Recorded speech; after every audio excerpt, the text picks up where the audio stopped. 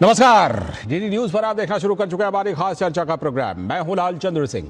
हमारा देश भारत पूरी दुनिया में डिजिटल लीडर तो बन चुका है, तो डिजिटल इंडिया में फोन, बैंक, ऐप हर जगह पर सुरक्षा तो बेहद जरूरी है। इसी दिशा में अब केंद्र की मोदी सरकार बहुत बड़ी पहल कर रही है। साइबर स्कैमर्स और उनके इकोसिस्टम को खत्म करने के लिए सरकार एक नया सिस्टम तैयार कर रही है। केंद्रीय गृह मंत्री एवं सहकारिता मंत्री अमित शाह ने नई दिल्ली में आयोजित एक नेशनल कॉन्फ्रेंस का उद्घाटन किया और ई साइबर क्राइम ब्रांच का उद्घाटन करने के साथ ही भारतीय साइबर अपराध समन्वय केंद्र यानी I4C के स्टेट साइबर क्राइम कोऑर्डिनेशनल सेंटर यानी S4C डैशबोर्ड की शुरुआत की। इस कॉन्फ्रेंस का आयोजन केंद्रीय अन्वेषण ब्यूरो यानी CBI कर रही है। तो अब मुख्य बात यह है कि इस नई पहल से डिजिटल सुरक्षा कितनी सुनिश्चित हो पाएगी, इसी बारीकी को समझने के लिए आज ये खास चर्चा हम कर रहे हैं और इसमें मदद लेंगे इस क्षेत्र से जुड़े विशेषज्ञ मेहमानों से भी। लेकिन पहले आपको इसी से जुड़ी हुई कुछ बड़ी बातें बताते हैं।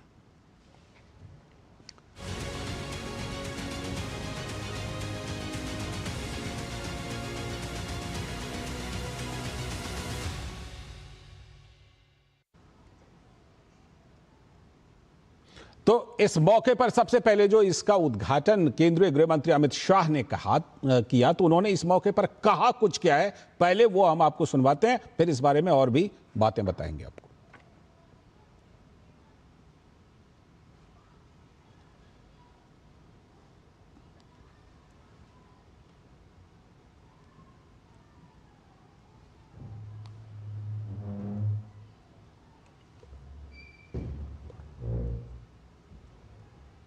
सिक्योरिटी अब देश की सुरक्षा के साथ भी जुड़ी है।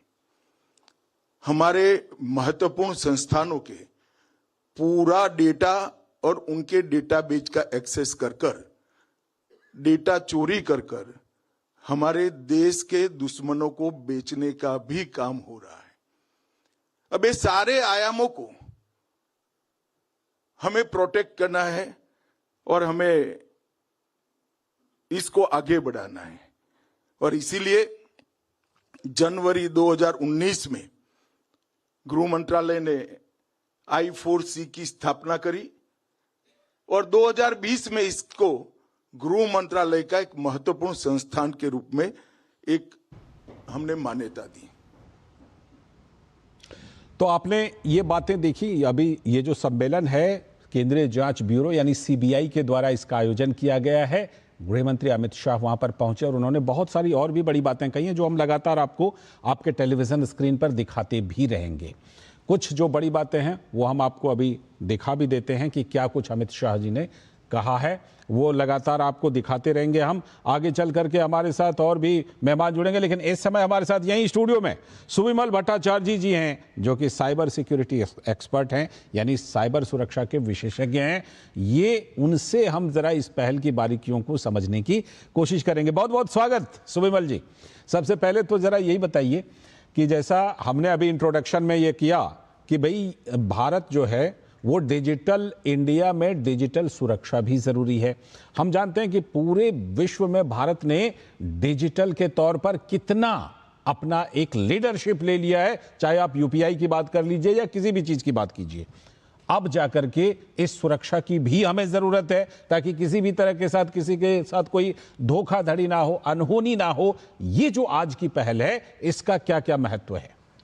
देखिए, ये लालचंद जी, ये बहुत बड़ा कदम है हमारी गृह मंत्री की तरफ से, क्योंकि अगर देखें जब से I4C गृह मंत्रालय के दौर 2019 में शुरू किया और इसके बाद जिस तरीके से फाइनेंशियल साइबर क्राइम्स होते रहे, जिस तरीके से ऊपर निगरानी रखी, इसके बाद जो नेशनल हेल्पलाइन नंबर और जो cybercrime.gov.in ये जो कंप्लेन वाले पोर्टल लाए, इसके बाद सारे देश में लोगों का बीच में एक आसान तरीका से आपकी कंप्लेन करने का एक मौका पहली बार मिला। अदरवाइज अगर देखें तो लोग पुलिस स्टेशन में जाने हिचकिचाहट रहते हैं और कौन सा थाना में जाए, कौन सा जुरिस्डिक्शन में साइबर आता है, इस तरीके के लोगों में एक हताश होते थे। तो आज ये आगे जो कदम हुआ है, जिस तरीके से अभी आपने दिखाया कि S4C की जो उद्घाटन हुआ है, ये मुझे लगता है कि ये क्रम में जो कदम ले रहे सरकार, इसकी एक और प्रतीक है। प्रधानमंत्री जी ने कई साल पहले कहा था कि भारत एक साइबर सिक्योरिटी की देश की, पूरी दुनिया की साइबर सिक्योरिटी की एक रिपोजिटरी देश की तरह आगे बढ़ना चाहिए। और जो कदम लिया जा रहा है, जैसे अगर आपने देखा कि हमने ग्लोबल साउथ को G20 के समय DPI की बात की, लेकिन साथ साथ में उसमें भी सिक्योरिटी की कुछ पहलू थे। आज अगर हम इस तरीके से, जहां हम AI और आर्टिफिशियल इंटेलिजेंस से जिस तरीके से साइबर क्राइम को भी एक फोर्स मल्टीप्लायर इफेक्ट दिया गया है, इसमें इस तरीके के कदम बड़ा महत्वपूर्ण है। क्योंकि जहां से आपकी इस तरीके के साइबर क्राइम हो रहे हैं, देखिए साइबर क्राइम आज बहुत मात्रा में बढ़ गए और अलग अलग सोफिस्टिकेशन से होते हैं। तो उसको निगरानी रखने के लिए उसको एक कोऑर्डिनेटेड फॉर्म में कैसे आप टारगेट करें, और इसके बाद इसको देखने के लिए ये जो डेटा एक साथ में इकट्ठा करके इसके बाद साथ में एक क्रिमिनल ऑफेंस की उस कार्रवाई के अलावा भी एक अवेयरनेस कैंपेन भी जो करना है, ये सब एक साथ में संतुलित रूप में हो रहा है। तो ये I4C की जो कदम पिछले 5-6 साल में रहे, और इससे आगे जो डेटा प्रोसेसिंग और साइबर क्राइम प्रोसेसिंग की जो प्रक्रिया अभी आगे भी होगा, मुझे लगता है ये सही कदम है। और देश को इस डिजिटल क्षेत्र में दुनिया भर में लीडरशिप देने के लिए इसको सही कदम मैं ठहराऊंगा। बिल्कुल बिल्कुल, ये और इसकी इसीलिए ज़रूरत थी क्योंकि जिस महत्व को आपने बताया कि इस पहल का ये महत्व है आज की डिजिटल सुरक्षा को सुनिश्चित करने के लिए, तो उसी मकसद से ये पहल ज़रूरी था जिसको सरकार अब लेकर के आई है। और अगर ज़रा थोड़ा सा आम लोगों के नज़रिए से इसको अगर सवाल को मैं रखूं, जैसे मान लीजिए जामताड़ा गैंग है, ठीक है, या इधर नूह मेवात गैंग है, उसकी बड़ी चर्चा होती है कि वहाँ के लोग फ्रॉड करते हैं, फाइनेंशियल फ्रॉड, यानी कि पैसे की धोखाधड़ी करके पैसे निकाल लेते हैं, या सिम कार्ड की धोखाधड़ी। इन सब चीज़ों पर इस पहल के बाद क्या लगता है कितनी नकेल लग पाएगी, कितना शिकंजा कस पाएगा? देखिए, शिकंजा इसके ऊपर और तगड़ा होगा, इसीलिए क्योंकि आज जो इन्वेस्टिगेशन होता है या फॉरेंसिक एविडेंस के माध्यम से भी इनको पकड़ा जाता है, वो अलग अलग राज्य अपने तरीका से कर रहा है, और CBI भी करता है और बाकी सारे एजेंसीज भी कर रहा है। तो आज जो इस तरीके से सारे स्टेट्स की एक कोऑर्डिनेशन, एक पोर्टल और संस्था और आपकी जिस तरीके से कंट्रोल रूम के रूप में वो दिया गया, तो ये जो क्राइम जो एक कॉन्टिन्यूस बेसिस में होते रहता है और अलग अलग तरीके से अलग अलग जगह में हो रहा है, तो इसको ऊपर एक कॉमन प्रोटोकॉल के हिसाब से निगरानी रखने के लिए और इससे आगे कदम लेने की एक उपाय होते हैं। अब देखिए, आपने जैसे जामताड़ा की बात की ऐसे, तो अब कैम्बोडिया में भी, लाओस में भी बहुत तरीके से कुछ साइबर क्राइम्स हो रहे जिसमें भारतीय शिकार हुए, तो सरकार ने उसमें भी कदम उठाया और इन्वेस्टिगेशन काफी केसेस में हमारी पुलिस के बहुत अच्छे रहे, क्योंकि हम एक्चुअल क्रिमिनल्स को पकड़ पाए। और ये जितने इस तरीके से जो 50 जामताड़ा तो एक ही जगह था, बट और 50 जगह में जामताड़ा बनते जा रहा था, तो इसको इन्होंने स्टॉप किया हुआ है। तो जिस तरीके से आज साइबर क्राइम्स बढ़ रहा है, और साइबर क्राइम्स बढ़ते ये भी देखा जाता है कि लोगों में हमेशा एक हताश होता है कि हम साइबर क्राइम हुए तो हम क्या करें। हम मतलब पहले तो घबरा जाते हैं लोग, क्योंकि साथ में इतने रुपए निकल जाते हैं। तो इसके बाद साइबर क्राइम होने के बाद लोगों को कहाँ कंप्लेन करना है, और इसके बाद लगातार तुरंत एक्शन हुए, इसके जो प्रक्रिया और मजबूत किया गया है, मुझे लगता है कि यही सही दिशा में कदम है। और अगर आप देखें जिस तरीके से डिजिटल फ्रॉड्स भी इस समय इतने बढ़ गए, कल भी सुप्रीम कोर्ट में अगर आप देखें तो उसमें सुप्रीम कोर्ट में भी कुछ इसके बारे में बात हुई, तो मुझे लगता है ये कदम सही दिशा में है सरकार की। बाकी पहलू पर भी मैं आपसे जरूर समझूंगा कि ये क्या कुछ इसको लेकर के, क्योंकि देखिए आजकल डिजिटल अरेस्ट जैसे बहुत सारी चीजें, बहुत सारे मामले सामने आते हैं, उस पहलू पर भी बात करेंगे। लेकिन फिलहाल एक छोटा सा ब्रेक ले लेते हैं। ब्रेक के बाद लौटकर इसकी बाकी पहलुओं, बाकी फायदे पर भी हम बात करने वाले हैं। अभी वक्त है ब्रेक का। माननीय प्रधानमंत्री श्री नरेंद्र मोदी जी के मार्गदर्शन में आज भारत हर क्षेत्र में आगे बढ़ रहा है। मेक इन इंडिया के लिए लोकल सप्लाई चेन बने, जो भारत की विदेशों पर निर्भरता कम कर सके। एमएसएमई सेक्टर का विस्तार करने पर अभूतपूर्व बल दिया जा रहा है। माननीय प्रधानमंत्री जी के कुशल नेतृत्व में भारत सरकार द्वारा 2016 में शुरू किया गया नेशनल SC/ST हब, जो SC/ST वर्ग के उद्यमियों को वित्तीय, व्यावसायिक और तकनीकी सहायता देकर समावेशी विकास को बढ़ावा दे रहा है। आज कितने ही मौजूदा और उभरते SC/ST वर्ग के उद्यमी इन कई सब स्कीम से लाभान्वित हो रहे हैं। आप भी इस योजना का लाभ उठाइए। अधिक जानकारी के लिए www.scSThub.in पर जाएं। जब धरती चीर कर निकलता है लोहे का पत्थर और मिलता है मोंगिया के जोश से, फिर तपता है, पिघलता है और बनता है फौलाद। अब होता है सरिया सारी खूबियों के साथ। मोंगिया स्टील, मजबूत देश का मजबूत सरिया। मैसेज डियर इन्वेस्टर, एक एक्सपर्ट स्टॉक टिप खास आपके लिए। ये ऐप डाउनलोड करो और पैसे डबल करो। एक्सपर्ट जी, बदमाश का बाप हूँ मैं। ऐप डाउनलोड करने से पहले मैं आपका पूरा रिपोर्ट कार्ड निकालूं। मैं मूर्ख नहीं हूँ। डिस्टेंस यूपीआई कहता है अगर कोई ऐसी सलाह दे तो पहले एडवाइजर की पूरी जांच कर ले और कहे मैं मूर्ख नहीं।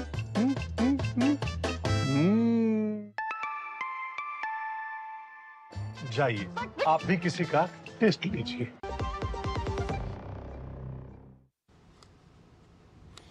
स्वागत है ब्रेक के बाद। इस समय का एक ब्रेकिंग न्यूज संसद से जुड़ा हुआ ये खबर कि लोकसभा अध्यक्ष ओम बिरला का एक बड़ा फैसला कि लोकसभा में लोकसभा अध्यक्ष ओम बिरला नहीं जाएंगे जब तक कि नोटिस का निपटान नहीं हो जाता। नोटिस पर फैसला नहीं होने तक लोकसभा नहीं जाएंगे लोकसभा अध्यक्ष ओम बिरला। नैतिकता के उच्च मापदंड के तहत ओम बिरला लोकसभा अध्यक्ष ने यह फैसला लिया है, क्योंकि आपको पता है कि जो विपक्ष के सांसद हैं, विपक्ष के कुछ सांसदों ने उनके खिलाफ नोटिस दिया है, तो उसी के तहत उन्होंने नैतिकता के मापदंडों पर ये निर्णय लिया है लोकसभा अध्यक्ष ओम बिरला ने कि वो लोकसभा में फिलहाल नहीं जाएंगे। हमारे संवाददाता निशांत राय हमारे साथ फोन लाइन पर जुड़ चुके हैं। निशांत राय, बताइए, ओम बिरला जी ने यह फैसला लिया, अब आगे क्या होगा? क्योंकि ऐसी खबर है कि 9 मार्च को इस जो अविश्वास प्रस्ताव, ये जो नोटिस है, इस पर चर्चा हो सकती है क्या? बताइए। देखिए, बिल्कुल स्पीकर ने एक बड़ा फैसला लिया है नैतिकता के उच्च मापदंडों को देखते हुए। लगातार विपक्ष का ये कहना था कि स्पीकर जो है निष्पक्ष कार्रवाई नहीं कर रहे हैं और तरह तरह के सवाल उठाए जा रहे थे। केवल स्पीकर की संस्था पे नहीं, विपक्ष के द्वारा लगभग हर संस्थान पे कुछ इस तरीके से ये सवाल उठाए जा रहे थे, जिसके चलते ओम बिरला ने नैतिक तौर पर यह बड़ा फैसला लिया है। क्योंकि नोटिस मिलने के बाद कम से कम 14 दिन के बाद ही प्रस्ताव जो है ये सूची में आता है और जिस दिन ये प्रस्ताव लिया जाएगा उस दिन लगभग 50 लोगों के समर्थन की आवश्यकता होती है। और ये कह सकते हैं कि अब चूंकि कांग्रेस की ओर से और विपक्ष की ओर से कई सांसदों ने साइन करके दिए हैं, तो ऐसे में इस प्रस्ताव पर अब चर्चा होने की उम्मीद जताई जा रही है, जिसके चलते स्पीकर का ये फैसला है। और ये कहा जा सकता है कि जाखड़ और मावलंकर के बाद ये तीसरे ऐसे स्पीकर हैं जिनके खिलाफ अविश्वास प्रस्ताव जो है वो विपक्ष के द्वारा लाया जा रहा है। हालांकि प्रस्ताव का अंतिम क्या होता है ये देखने वाली बात होगी, लेकिन एक तौर पर एक तरीके से स्पीकर ने एक बड़े नैतिक मापदंड जरूर स्थापित कर दिए हैं। खुद ही उन्होंने फैसला ले लिया है कि वो अभी लोकसभा नहीं जाएंगे जब तक इस पूरे मामले का निस्तारण नहीं हो जाता। निशांत, आप बिल्कुल सही कह रहे हैं कि एकदम उच्च मापदंडों के तहत ओम बिरला जी ने यह फैसला लिया। लेकिन एक बात सवाल जो उठ रही है कि देखिए, विपक्ष में खुद एकता नहीं है। टीएमसी ने इस नोटिस में अपना समर्थन नहीं दिया, वो इसके पक्ष में नहीं थे, उसके बावजूद विपक्ष इसको आगे बढ़ा रहा है। मकसद क्या है इसका? देखिए, विपक्ष के साथ ये परेशानी लगातार रहती है। जब पहले नोटिस दिया गया उसमें तारीख गलत कर दी गई, जब दोबारा नोटिस दिया गया तो कई सारे विपक्षी जो राजनीतिक दल हैं एकजुट नजर नहीं आए। और लगातार कांग्रेस की अगर बात की जाए, सबसे ज्यादा संवैधानिक संस्थाओं पर हमला करने का काम कांग्रेस ने किया है।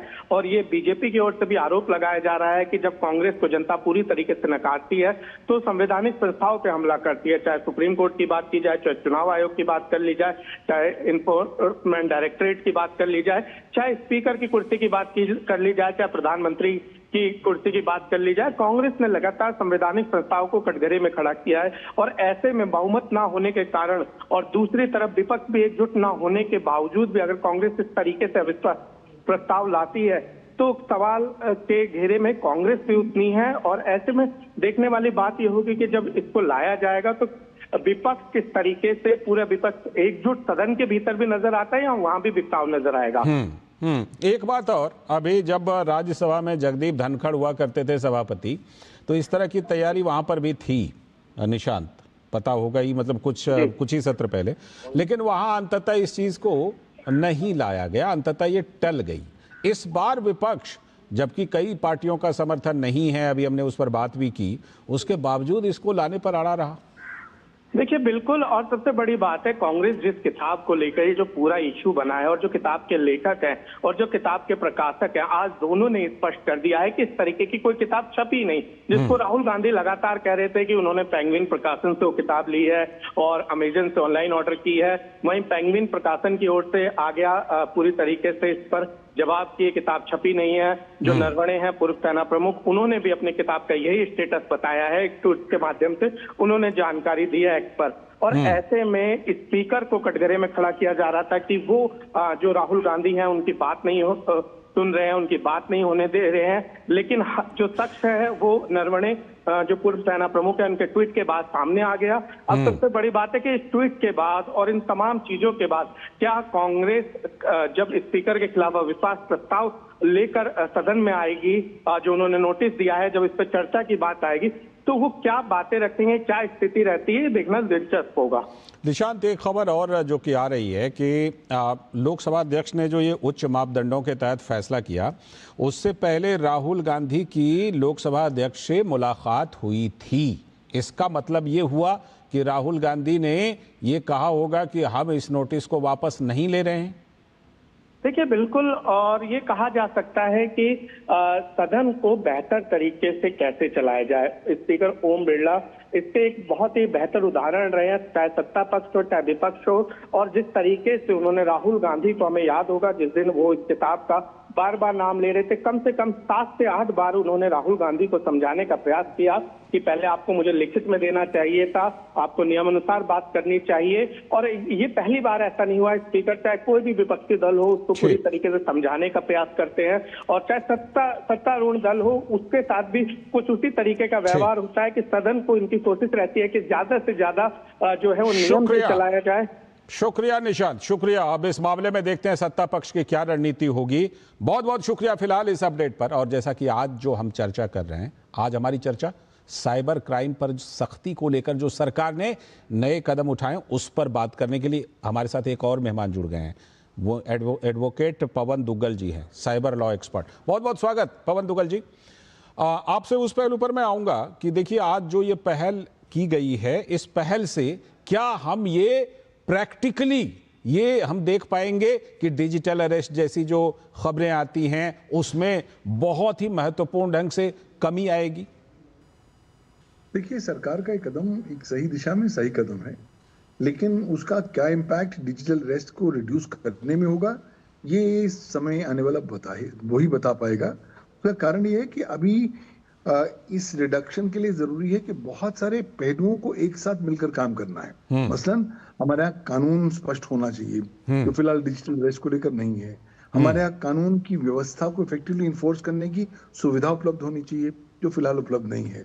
भारतीय दंड संहिता के प्रावधान तो अब चले गए हैं, लेकिन भारतीय न्याय संहिता के प्रावधान को देखा जाए तो वो डिजिटल अरेस्ट को पूरी तरीके से डायरेक्टली डील नहीं करता। सिमिलरली जब आप भारत का सूचना प्रौद्योगिकी कानून देखते हैं तब आप पाते हैं कि वो भी डिजिटल अरेस्ट जैसे मामले को स्पेसिफिकली डील नहीं करता। और डिजिटल अरेस्ट ही छोड़ दीजिए, आजकल आर्टिफिशियल इंटेलिजेंस द्वारा समर्पित जो विभिन्न प्रकार के नए क्राइम्स आ रहे हैं वो पूरी तरीके से कवर नहीं किए जा रहे हैं भारत के आईटी एक्ट में या बीएनएस में। तो इसलिए चुनौती तो वहां बनी रहेगी।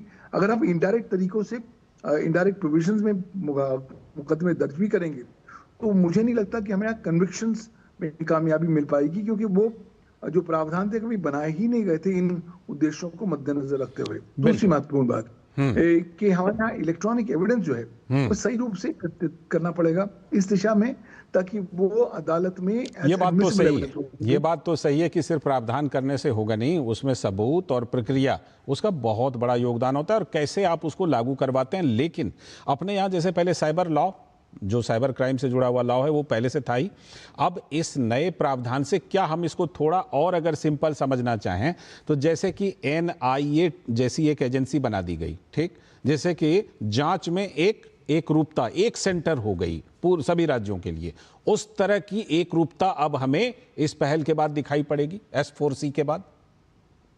इसमें कोई दो राय नहीं है कि इस तरीके से ज्यादा क्लैरिटी रह पाएगी। हम लोग जो आगे बढ़ना चाह रहे हैं, हमारा जो अप्रोच होगा वो ज्यादा हार्मोनाइज्ड होगा, एक सेंट्रलाइज्ड अप्रोच अडॉप्ट की जाएगी, तो हम और ज्यादा सुचारू रूप से ज्यादा सक्षम होंगे इन चुनौतियों से डील करने के लिए। प्रॉब्लम क्या है कि हर गुजरते दिन के साथ ये टेक्नोलॉजीज नए नए अवतार लेकर आ रही हैं, बिल्कुल, और इसलिए जरूरी है कि आपकी जो अप्रोच होनी चाहिए वो भी फ्यूचरिस्टिक होनी चाहिए, ताकि इन उभरती हुई टेक्नोलॉजीज की चुनौतियों का डील कर सकें। उस दिशा में सरकार ये कदम अत्यंत सराहनीय है, महत्वपूर्ण है, और आने वाले समय में अपना विशिष्ट योगदान छाप छोड़ेगा, इसमें कोई दो राह नहीं है। लेकिन इसके साथ पर ही हमें काम नहीं करना, और काम पे और कदमों पे भी हमको साथ साथ कदम उठाने पड़ेंगे, ताकि ये जो सरकार की पहल है उसको हम और इफेक्टिवली सपोर्ट कर सकें। ठीक, आपने एक पहलू इसमें बहुत महत्वपूर्ण जोड़ा, फ्यूचरिस्टिक। सुविमल जी का मैं इस पर रिएक्शन जरूर लूंगा।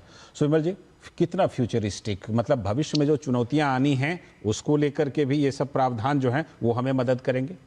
देखिए, प्रावधान जो है, एक तो पवन जी ने कानूनी बात और कानून के बारे में बात की, उसमें संशोधन की बहुत ज़रूरत है, क्योंकि टेक्नोलॉजी जिस तरीक़े से इवॉल्व होते रहता है उसको ओवरऑल कॉम्प्रिहेंसिव कवरेज के लिए आपको कानून में संशोधन चाहिए। लेकिन जो सबसे बड़ी बात है, जो आज जो कदम लिया गया है उससे आपकी जो एनफोर्समेंट एजेंसीज है जिस तरीके, और इन्वेस्टिगेटिव एजेंसीज है, इनको और किस तरीके से आप सख्त करें, इनको आप किस तरीके से ट्रेन करें, इनको आप किस तरीके से एम्पावर करें, ये जो कदम है, इससे मुझे लगता है कि टेक्नोलॉजी के जितने म्यूटेशन होंगे और नए नए सोफिस्टिकेटेड क्राइम्स आएंगे, तो इनको भी उसी तरीका से जो इकोसिस्टम जो बने हैं, नए इकोसिस्टम लाए, उसी में इनको ट्रेनिंग वूनिंग दिया जाएगा। लेकिन बात ऐसा है कि हमको इसमें सही निगरानी हमेशा रखना पड़ेगा, और इसके लिए ये कदम अच्छा है। ये S4C जो कोऑर्डिनेटेड एफर्ट है, जो सबकी कहाँ क्या हो रहा है, ये डैशबोर्ड अप्रोच में जो सबको एक साथ दिखाई देगा सारे देश भर में, क्योंकि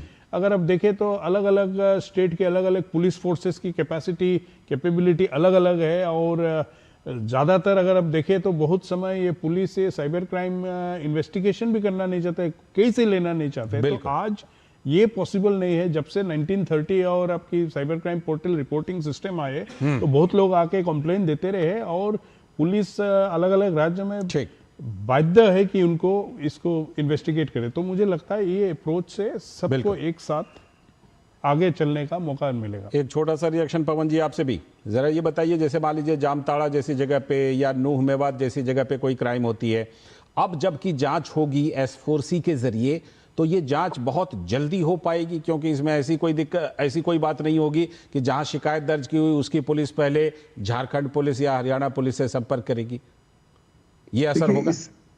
इसका सीधा असर ये होगा कि जांच फुर्ती से होगी, जांच सेंट्रलाइज्ड होगी, जांच हार्मोनाइज्ड होगी, और जांच इफेक्टिवली स्ट्रेट अवे जो समस्या है उस पर जाकर अटकेगी। तो इफेक्टिवली इसमें ये होगा कि हम लोगों की जो इन्वेस्टिगेशन का टाइम है वो कम हो जाएगा, जो प्रोसीजर डिलेस होते रहते हैं वो हट जाएंगे, और जो अभियुक्त हैं उनको ये कहने का मौका नहीं मिलेगा साहब इस कोर्ट की जुरिस्डिक्शन नहीं है, उसके कोर्ट की जुरिस्डिक्शन। अगर आपने गड़बड़ी करी है तो आपको कानूनी की परिस्थितियों का सामना करना पड़ेगा, और सरकार इस तरह के ट्रांसपेरेंट सिस्टम लाकर जो जनता का विश्वास है पुनः से जीत रही है और लोगों को विश्वास दिला रही है। शुक्रिया, समय की कमी है। पवन दुग्गल जी बहुत बहुत शुक्रिया आपका। सुविमल भट्टाचार्य जी आपका भी बहुत बहुत शुक्रिया इस चर्चा में जुड़ने के लिए, और जो इसका फायदा होने वाला है वो समझाने के लिए, क्योंकि डिजिटल इंडिया के लिए जाहिर सी बात है कि इस डिजिटल सुरक्षा के लिए नए प्रावधानों, नए कानूनों, नई एजेंसियों की जरूरत है। उस दिशा में ये आज का कदम बहुत बड़ा कदम है।